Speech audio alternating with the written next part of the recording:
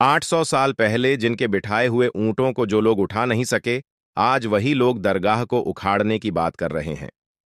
दोस्तों, जैसा कि आप सभी जानते हैं कि हजरत ख्वाजा गरीब नवाज रहमतुल्लाह अलैह की दरगाह अजमेर शरीफ में पिछले 800 सालों से मौजूद है। आप अल्लाह के एक ऐसे वली हैं जिनकी मज़ार पर धर्म और मजहब का बंधन नहीं है। यानी कि आपकी दरगाह पर हाजिरी देने के लिए सिर्फ मुस्लिम ही नहीं, बल्कि हिंदुओं से लेकर हर धर्म और मजहब के लोग भी हाजिरी देने आते हैं और अपनी मुरादें पूरी करते हैं। और यही नहीं, अब तक हमारे देश भारत में जितने भी प्रधानमंत्री बने हैं, चाहे वो पंडित जवाहरलाल नेहरू हों या नरेंद्र मोदी, सभी ने ख्वाजा गरीब नवाज की दरगाह पर चादर चढ़ाई है और अपनी मुरादें मांगी हैं। इसका मतलब ये है कि हजरत ख्वाजा गरीब नवाज की वजह से हिंदू मुस्लिम सभी की परेशानियों को अल्लाह तबारक व ताला दूर करते हैं। यही वजह है कि आज आपकी मज़ार शरीफ पर मुस्लिमों से ज्यादा हिंदुओं की आस्था है। इसलिए वे अपना दुख दर्द लेकर आपकी बारगाह में आते हैं और आपकी वजह से अल्लाह पाक पलक झपकते ही उनकी परेशानियां दूर कर देते हैं। लेकिन आज कुछ नफरती लोग अजमेर दरगाह को लेकर ऐसी बातें फैला रहे हैं कि इस जगह पर पहले एक प्राचीन मंदिर था। उनका दावा है कि अजमेर दरगाह की जगह पर पहले महादेव का मंदिर था, यानी कि अजमेर दरगाह किसी मंदिर को तोड़कर बनाया गया था। और दोस्तों, अब तो इस बात का सिर्फ दावा ही नहीं किया जा रहा है, अब तो यह मामला कोर्ट तक पहुंच गया है, जहां एक याचिका दायर कर कहा गया है कि दरगाह की जमीन पर पहले भगवान का मंदिर था और कहा गया है कि जिस जगह पर आज मजार है वहां एक शिवलिंग स्थापित था और जिस जगह पर मजार मौजूद है वहां की जगह भगवान का गर्भगृह था। इसलिए अजमेर दरगाह की जांच करवाई जाए और इस अतिक्रमण को हटाया जाए। याचिका में मांग की गई है कि इस जमीन की खुदाई की जाए और असली तथ्यों को उजागर किया जाए। अंततः दरगाह को मंदिर घोषित कर वहां पूजा पाठ का अधिकार दिया जाए, ऐसा इस याचिका में दावा किया गया है, जिस मामले की अभी कोर्ट में सुनवाई चल रही है। दोस्तों, आज हम आपको एक हिंदू शख्स से जुड़ा एक ऐसा सच्चा वाकया बताने वाले हैं जो एक बार धोखे से हजरत ख्वाजा गरीब नवाज का कत्ल करने के लिए आपकी बारगाह पहुंच गया और आप पर हमला करने लगा। लेकिन फिर हजरत ख्वाजा गरीब ने उस शख्स के साथ जो कुछ किया, उसे सुनकर आपके रोंगटे खड़े हो जाएंगे। इसलिए ये वीडियो आप सभी के लिए बहुत खास है।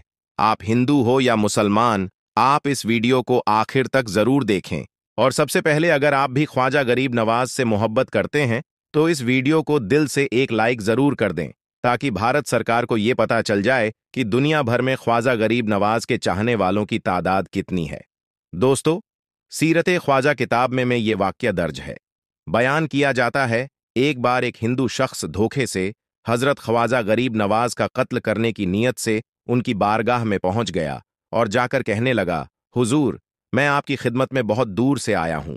मैं बहुत दिन से आपके कदम बोसी करने का मुंतजिर था, यानी कि ख्वाहिशमंद था। अल्लाह का शुक्र है कि आज मुझे ये अजीम सादत हासिल हुई है। अब दोस्तों, आप यहां पर हजरत ख्वाजा गरीब नवाज की करामत देखिए। जैसे ही वो शख्स आपकी बारगाह में आया, उसे देखते ही आप उसके बारे में सब कुछ जान गए, यानी कि आप पहले ही समझ चुके थे कि वो शख्स किस इरादे से आपके पास में आया है। इसलिए हजरत ख्वाजा गरीब नवाज उस शख्स की बातों को सुनकर कहने लगे, ऐ शख्स, तुम जिस नीयत से और जिस मकसद के साथ मेरे पास आए हो, तुम अपना वो काम करो। यह सुनकर वह शख्स डर से कांपने लगा, उस पर लर्जा तारी हो गया और वो अचानक जमीन पर गिर गया। फिर बड़ी ही आजिजी से उसने कहा, हुजूर, फलां शख्स ने मुझे आपका कत्ल करने के लिए भेजा है और इसके बदले में मुझे पैसे भी दिए हैं, लेकिन मेरी नीयत आपको मारने की नहीं थी। इतना कहकर उसने अपनी जेब से एक हथियार निकाला और ख्वाजा गरीब नवाज के सामने रख दिया। आप दोस्तों, आप यहां पर हजरत ख्वाजा गरीब नवाज की रहमदिली देखिए। आपने अपनी रहमत का इजहार करते हुए कहा, ऐ शख्स, किसी का नाम मत लो और न ही उसका भेद खोलो। यह सुनकर वह शख्स उनके कदमों में गिर पड़ा और कहने लगा, हुजूर, मैं सजा का हकदार हूं, आप हुक्म दें कि लोग मुझे मार डालें। इस पर हजरत ख्वाजा गरीब नवाज ने फरमाया, ऐ बंदाए खुदा, हमारा उसूल यह है कि अगर कोई हमारे साथ बुराई से भी पेश आता है तो हम उसके साथ भलाई से पेश आते हैं, और तुमने तो अपनी तरफ से कोई बुराई भी नहीं की है। यह सुनते ही वह शख्स फौरन कहने लगा, हुजूर, अब आप मुझे भी कलमा पढ़ा दीजिए और मुझे मुसलमान बना लीजिए। कहते हैं कि इसके बाद हजरत ख्वाजा गरीब नवाज ने उसे अपने कदमों से उठाया और कलमा पढ़ाया, और इस तरह वह शख्स वहीं पर मुसलमान बन गया। इसके बाद ख्वाजा गरीब नवाज ने उसके लिए दुआ भी की। कहा जाता है कि ख्वाजा गरीब नवाज की दुआ की बरकत से उसका दिल पाक हो गया और वह हमेशा के लिए उनका मुरीद बन गया। इसके बाद उसने अपनी जिंदगी में 45 हज किए और आखिर में मक्का शरीफ में ही उसका इंतकाल हुआ। सुभान अल्लाह। दोस्तों, यह है हजरत ख्वाजा गरीब नवाज की करामत। अगर कोई उनके पास बुरे इरादे से भी आता था तो वह उसे भी मालामाल कर देते थे। इसी तरह एक बार बादशाह औरंगजेब भी ख्वाजा गरीब नवाज की दरगाह को तोड़ने के इरादे से अजमेर शरीफ पहुंचे, लेकिन वहां जाने के बाद जो कुछ उनके साथ हुआ उसे सुनकर आपके रोंगटे खड़े हो जाएंगे। तो दोस्तों, इस वीडियो को बिना स्किप किए आखिर तक जरूर देखते रहें। एक बार बादशाह औरंगजेब ने अपने सलाहकार से कहा, आप कहते हैं कि ख्वाजा गरीब नवाज अल्लाह के एक बहुत बड़े वली हैं, लेकिन मैं तभी मानूंगा जब उनके मज़ार पर जाकर सलाम पेश करूंगा और मज़ार से मेरे सलाम का जवाब मिलेगा। अगर ऐसा हुआ तो मैं मानूंगा कि वे वाकई अल्लाह के वली हैं, लेकिन अगर मुझे सलाम का जवाब नहीं मिला तो मैं अजमेर दरगाह को तुड़वा दूंगा। इतना कहकर औरंगजेब अपने कुछ सिपाहियों के साथ अजमेर शरीफ पहुंचे और ख्वाजा गरीब नवाज के मज़ार पर हाजिरी देने गए। वहां उन्होंने देखा कि मज़ार के पास एक अंधा आदमी बैठा हुआ जोर जोर से रो रहा है। इसे देखकर औरंगजेब ने उससे पूछा, तुम क्यों रो रहे हो और इस मज़ार के पास क्यों बैठे हो? यह सुनकर अंधे शख्स ने कहा, हुजूर, मैं एक अंधा इंसान हूं। मैं यहां कई दिनों से दुआ कर रहा हूं कि ख्वाजा गरीब नवाज के वसीले से अल्लाह मुझे मेरी आंखों की रोशनी लौटाए, लेकिन अभी तक मुझे इसका कोई भी फायदा नहीं हुआ है, यानी मेरी आज तक कोई भी दुआ कबूल नहीं हुई है। यह सुनकर औरंगजेब ने कहा, अब मैं इस मज़ार पर सलाम पेश करने जा रहा हूं। अगर मेरे लौट कर आने तक तुम्हारी आंखों की रोशनी नहीं लौटी तो मैं तलवार से तुम्हारी गर्दन उड़ा दूंगा। यह सुनते ही अंधा शख्स और भी ज्यादा घबरा गया। वह सोचने लगा, अब तक तो मैं सिर्फ अंधा था, लेकिन अब तो मेरी जान पर भी बन आई है। इस डर से वह फूट फूट कर रोने लगा और ख्वाजा गरीब नवाज की बारगाह में गिड़गिड़ाने लगा। इधर औरंगजेब मज़ार पर पहुंचे और सलाम पेश किया, लेकिन मज़ार से सलाम का कोई जवाब नहीं आया। इस तरह बादशाह औरंगजेब ने 3 बार सलाम पेश किया, लेकिन इस बार भी कोई जवाब नहीं आया। लेकिन जब उन्होंने चौथी बार कहा, अस्सलामु अलैकुम व रहमतुल्लाहि व बरकातहू कहा, तो मज़ार शरीफ से आवाज आई, वालैकुम अस्सलाम व रहमतुल्लाहि व बरकातहू। इसके बाद मज़ार शरीफ के अंदर से आवाज आई, ए औरंगजेब, आगे कभी ऐसी जिद मत करना। तुम्हारी जिद की वजह से मैं उस अंधे शख्स के लिए आंखों की रोशनी लाने के लिए अल्लाह की बारगाह में गया था। इसी वजह से तुम्हारे सलाम का जवाब देने में देर हो गई। जैसे ही औरंगजेब ने मज़ार से यह आवाज सुनी और हजरत ख्वाजा गरीब नवाज की करामत देखी, उसने दरगाह को तोड़ने का इरादा फौरन बदल दिया। वह मज़ार शरीफ के सामने घुटनों के बल बैठ गया और माफी मांगने लगा। दोस्तों, यह है हजरत ख्वाजा गरीब नवाज रहमतुल्लाहि अलैह की करामत।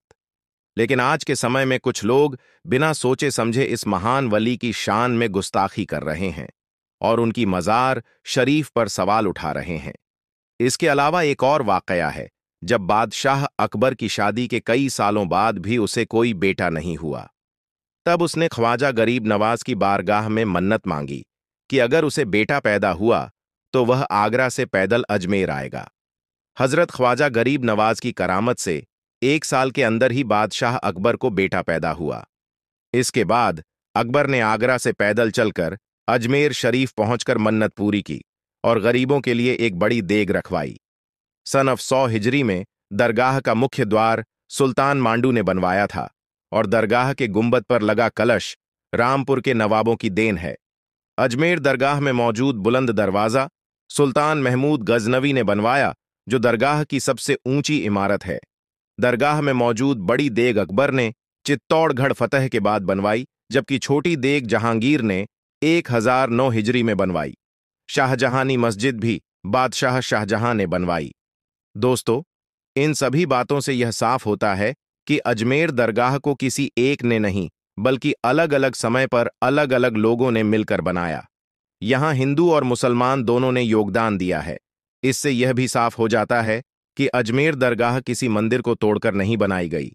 यह सिर्फ कुछ लोगों द्वारा फैलाया गया झूठ है, जो मशहूर होने के लिए या अपने निजी स्वार्थों या प्रचार के लिए ऐसी बातें कर रहे हैं। लेकिन इन बातों में कहीं पर भी कोई सच्चाई नहीं है। ये बात बिल्कुल झूठ है कि अजमेर दरगाह किसी मंदिर को तोड़कर बनाया गया है। प्यारे दोस्तों, आज के माहौल में आप देखते होंगे कि जहां जहां मस्जिदें हैं, जहां अल्लाह तबारक व ताला की इबादत की जाती है और मुसलमान जहां नमाज अदा करते हैं, वहीं जब कोई बारात या बाजा बजाने वाला मस्जिद के सामने से गुजरता है तो अक्सरियत वाले लोग जानबूझकर तेज आवाज में बाजा बजाते हैं और नाच गाने में मशगूल हो जाते हैं।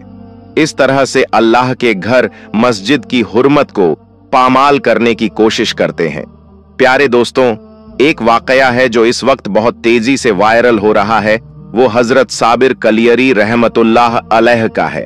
हजरत साबिर पाक का एक मामूल था कि जब वो असर की नमाज अदा करते तो नमाज के बाद अपने मुसल्ले पर बैठ जाते और अल्लाहू अल्लाहू का विर्द करते रहते। यह उनकी जिंदगी का एक मामूली था। बहरहाल एक दिन ऐसा हुआ कि जब नमाज के बाद वो अल्लाह का जिक्र कर रहे थे, तभी मस्जिद के बाहर से तेज आवाज में बाजा बजने की आवाज आने लगी। जब आवाज इतनी तेज हो गई कि इबादत में खलल पड़ने लगा, तो उन्होंने अपने खास मुरीद हजरत शमसुद्दीन को बुलाया और कहा, बेटा शमसुद्दीन, बाहर जाकर देखो, आखिर यह आवाज किस चीज की है? यह अल्लाह का घर है, इबादत की जगह है, यहाँ बाजा बजाने का क्या मतलब है? अगर बाजा बजाना है तो दूर जाकर बजाओ। हजरत साबिर पाक का यह हुक्म पाकर हजरत शमसुद्दीन बाहर जाते हैं और उन बाजा बजाने वाले लोगों से कहते हैं कि बाबा कह रहे हैं कि मस्जिद से दूर चले जाओ और वहां जकार बाजा बजाओ, क्योंकि इससे इबादत में खलल पड़ रहा है। लेकिन उन लोगों ने शमसुद्दीन से कहा, जाओ और बाबा से कह दो कि बाबा अपना काम करें और हमें भी हमारा काम करने दें। शमसुद्दीन ने उन्हें बहुत समझाया, लेकिन उन्होंने बात नहीं मानी। शमसुद्दीन वापस लौट आए और फिर वापस आकर मस्जिद में देखा कि आवाज और भी तेज हो गई है। इस पर हजरत साबिर पाक को गुस्सा आ गया और उसी गुस्से में उन्होंने शमसुद्दीन से कहा, क्या तुमने उन लोगों को नहीं बताया कि बाजा बंद करें? शमसुद्दीन ने जवाब दिया, बाबा मैंने कहा था, लेकिन उन्होंने कहा कि बाबा से कह दो कि अपना काम करें और हमें हमारा काम करने दें। इतना सुनना था कि हजरत साबिर कलियरी रहमतुल्लाह अलैह को गुस्सा आ गया और उसी गुस्से के आलम में उन्होंने हजरत शमसुद्दीन से कहा, बेटा शमसुद्दीन, सामने मेरा जो पानी पीने का प्याला रखा है जो सीधा है, तुम जाकर उसे उलट दो। जैसे ही साबिर पाक ने यह कहा, हजरत शमसुद्दीन ने आगे बढ़कर उस प्याले को पलट दिया और फिर सब लोग अल्लाह का नाम लेने लगे और अल्लाहू अल्लाहू का विर्द करने लगे। दोस्तों, थोड़ी ही देर बाद बाहर से चीखों पुकार की आवाजें आने लगीं। हजरत शमसुद्दीन दौड़ते हुए बाहर गए और देखा कि दो पहाड़ दोनों ओर से चलकर आ रहे हैं और लोगों में चीखों पुकार मची हुई है। ऐसा लग रहा था कि ये पहाड़ उन सबको रौंद देंगे और सब उन्हीं पहाड़ों के नीचे दब जाएंगे। बहरहाल इस मंजर को देखकर हजरत शमसुद्दीन ने हजरत साबिर पाक के पास जाकर कहा, इन लोगों को माफ कर दीजिए, ना जाने कहां से ये दो बड़े बड़े पहाड़ आ रहे हैं और अगर आप इन्हें माफ नहीं करेंगे तो ये लोग मर जाएंगे। उधर जो बाहर नाच गाना कर रहे थे, उन्हें भी समझ में आ गया कि उन्होंने बाबा की नाफरमानी की है और इसी वजह से ये दोनों पहाड़ आ रहे हैं। वे जल्दी से नहा धोकर मस्जिद के बाहर आकर बाबा से माफी मांगने लगे। साबिर पाक को उन पर रहम आ गया और उन्होंने अपने खास मुरीद हजरत शमसुद्दीन से कहा, बेटा शमसुद्दीन, अब जब वो माफी मांग रहे हैं तो जाओ और उस प्याले को फिर से सीधा कर दो। दोस्तों, जैसे ही शमसुद्दीन ने प्याले को सीधा किया, अल्लाह का करम हुआ और वो दोनों पहाड़ फौरन ही गायब हो गए। इस करामत को देखकर सभी लोग हजरत साबिर पाक के हाथों पर बैत करते हैं, कलमा पढ़ते हैं और मुसलमान हो जाते हैं। हजरत साबिर पाक के मुरीद शमसुद्दीन यह सोचते हैं कि बाबा से वह प्याला मांग लूंगा, क्योंकि उसमें बहुत तासीर है। लेकिन वह इंतजार करते हैं कि किसी दिन हजरत साबिर कलियरी का मूड अच्छा हो तब मांगेंगे।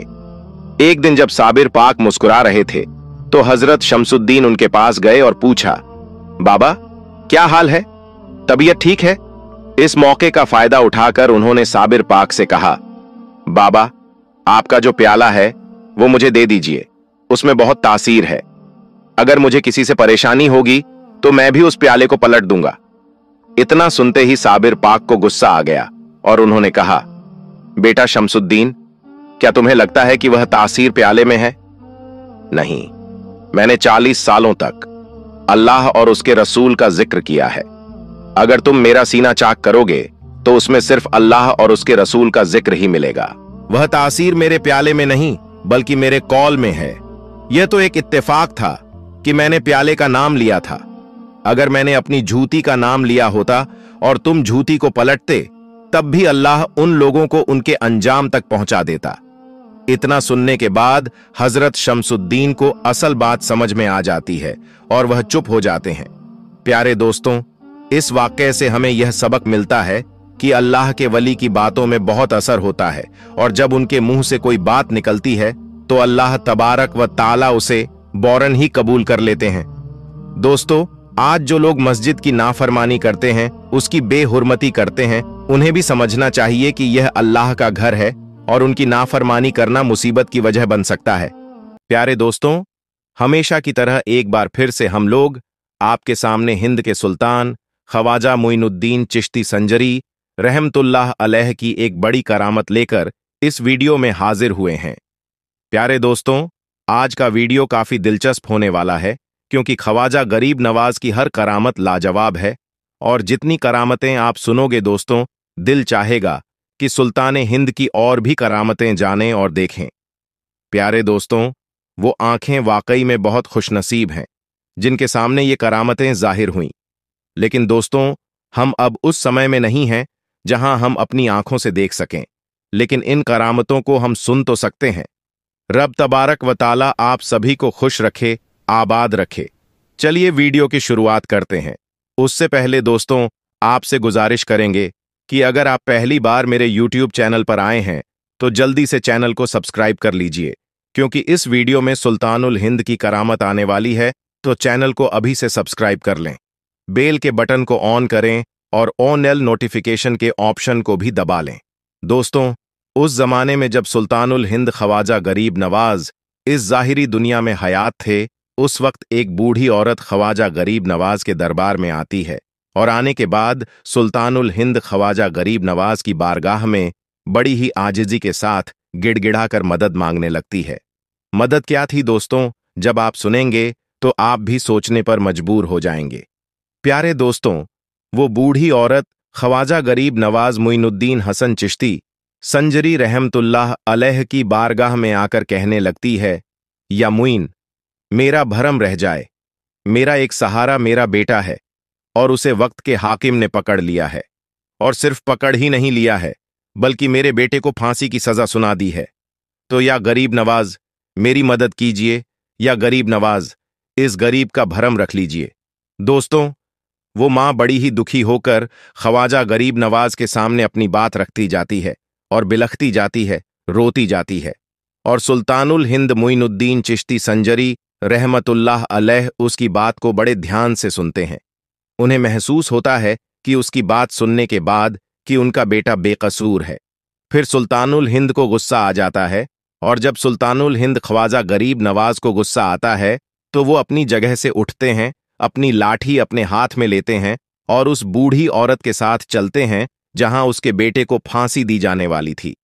अब ख्वाजा गरीब नवाज आगे आगे हैं, पीछे पीछे वो बूढ़ी औरत है और उसके पीछे पीछे ख्वाजा मोइनुद्दीन चिश्ती संजरी रहमतुल्लाह अलैह के खादिम चलते जा रहे हैं।